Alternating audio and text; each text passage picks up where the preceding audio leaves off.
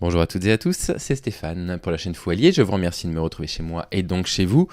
On est actuellement à 149 jours de mon assignation au tribunal par Stéphane Edouard pour injure publique. Si jamais vous souhaitez m'aider, n'oubliez pas que vous pouvez toujours parler de ce qui est en train de se passer, en particulier dans les milieux journalistiques. Diffuser l'histoire là qui est en train de se produire, à savoir que Stéphane Edouard assigne Daimon et moi parce qu'on a tenté de dénoncer ses propos, avec des mots qu'il qualifie lui d'injures. On verra comment la justice se prononce.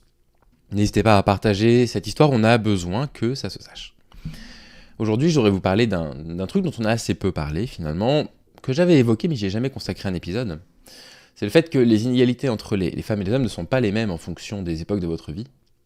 Et là, vous avez un document qui vient de sortir par l'adresse. L'adresse, c'est la direction de recherche des études des statistiques, et de l'évaluation des statistiques, je crois, un truc comme ça, qui est sorti il y a 3 jours, qui nous montre malheureusement que les inégalités entre les femmes et les hommes se creusent avec le temps et atteignent leur paroxysme au moment de la retraite. Et donc, je vais vous lire ça, parce que c'est assez inquiétant. Et malheureusement, on en avait un petit peu parlé, on avait reçu Violaine Abad de Philippis aussi sur la chaîne, qui nous avait expliqué à quel point la réforme actuelle pour la retraite allait empirer ce phénomène-là. Et donc là, on a des statistiques qui sont sorties le 16 juin, là, donc il y a 3 jours, qui nous dit ceci. L'adresse publie Les retraités et les retraites édition 2023. Cette nouvelle édition du panorama annuel rassemble les éléments de cadrage et les chiffres clés permettant d'appréhender la question des retraites, premier poste de dépenses de la protection sociale avec 338 milliards d'euros de pensions versées en 2021, donc 13,5% du PIB, et de l'invalidité. Donc voilà, donc la première dépense, comme vous pouvez le constater ici, le premier poste de défense de la protection sociale en France semble extrêmement inégalitaire. Le nombre de retraités de droit direct continue d'augmenter pour atteindre les 17 millions de personnes en fin 2021, comme vous pouvez le constater ici, un effectif qui correspond à 100 000 personnes de plus que l'année d'avant, donc une augmentation de 0,5%, un rythme qui est inférieur à celui qui était observé entre 2005 et 2010, mais bon, on continue malgré tout à augmenter.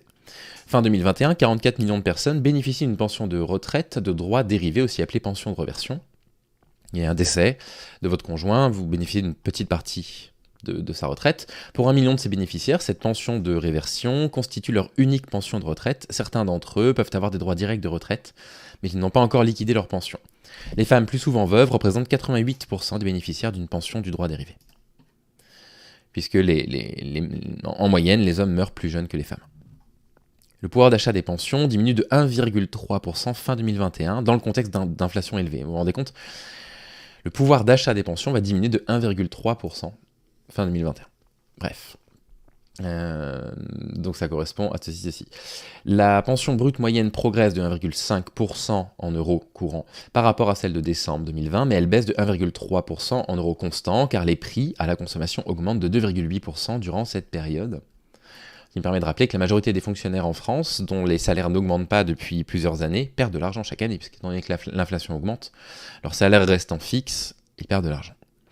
Les évolutions sont similaires pour la pension nette. Cette baisse du pouvoir d'achat de la pension moyenne en glissement annuel sur 2021 fait suite à une légère progression sur 2020. Le niveau de vie médian des retraités demeure légèrement supérieur à celui de l'ensemble de la population. Évidemment, si vous achetez une maison à 40 ans et que vous avez fini de la payer à 65 ans, le jour où vous êtes à la retraite, vous avez quelques charges en moins. Donc c'est pas les salaires, c'est pas le salaire qui serait constitué de la retraite ou de la pension de réversion, qui explique ça. C'est simplement que y a toute une série de choses, de faits qui fait que, quand vous êtes à la retraite, vous pourriez ne plus avoir besoin de payer votre maison, par exemple. Les femmes résidant en France ont une pension de droit direct inférieure de 40% à celle des hommes. D'accord ? Vous vous rendez compte ? Je vous le relis. Les femmes qui résident en France ont une pension de droit direct inférieure de 40% à celle des hommes. 40% d'écart. On croit rêver, hein. Donc voilà, grande précarité des retraités femmes. Depuis 2010, l'âge de départ à la retraite a augmenté de 2 ans et 1 mois, et donc là on va voir une autre inégalité qui frappe les femmes, à savoir que en moyenne, elles partent à la retraite à l'âge de 63 ans, alors que les hommes partent à la retraite à l'âge de 62 ans, 2 donc, et à peu près 2 mois et demi. Donc elles vont travailler en plus de ça entre à peu près 8 à 9 mois de plus que les hommes. Voilà. Qu'est-ce qu'on peut voir de plus par rapport à ça?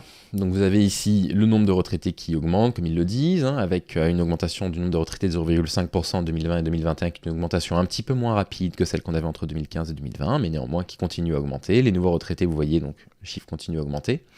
Là, ici, vous avez le chiffre des pouvoirs d'achat, ici. Et on voit bien effectivement une différence, regardez, hein, 1951. Alors attendez, parce que j'ai pas mes lunettes. Euros brut mensuel de pension contre 1178 pour les femmes, hein, donc on a effectivement cet écart de 40%, c'est assez effrayant, quoi. Alors attendez, parce que si on rajoute du coup les pensions des réversions, on est à 1976 contre 1425, voilà, donc voilà la différence, quoi, hein. La pension de droit direct 40%, avec réversion, il y a une différence de 28%. Donc voilà, les femmes se paupérisent avec le temps et la retraite semble être un moment assez décisif. Et étant donné que les femmes retraitées, on les entend assez peu dans les médias, c'est pas une catégorie de la population vers laquelle on va tendre les micros, c'est évidemment pas elles qui militent sur les réseaux sociaux, ben on aurait peut-être tendance à l'oublier et il va probablement falloir qu'on remette ça dans notre logiciel de pensée et qu'on n'oublie pas que les inégalités de revenus entre les femmes et les hommes ne font qu'empirer avec le temps pour atteindre ce pic à la retraite. Et donc vous voyez l'augmentation du départ de l'âge à la retraite, l'espérance de vie à la retraite qui est de 26,4 ans chez les femmes, 22,8 ans chez les hommes, ce qui explique du coup qu'elles sont plus souvent veuves et qu'elles bénéficient plus souvent d'une pension de réversion. Et voilà ce que je voulais vous présenter.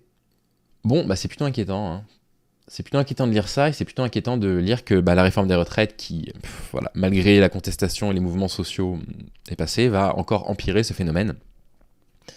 On l'avait vu quand on avait fait intervenir Violaine Abad de Philippis, l'actuelle porte-parole d'Oser le féminisme. C'est une catastrophe, les inégalités se creusent.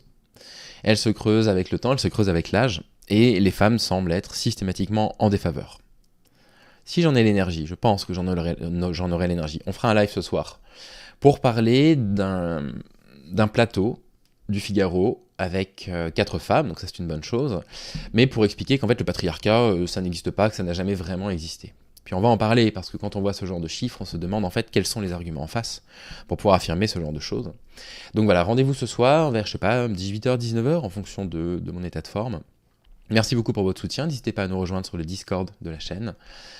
Et puis écoutez, merci aussi pour votre soutien par rapport à l'épreuve qu'on affronte avec Daimon actuellement. Je vous souhaite de prendre soin de vous et je vous dis à très vite. Salut.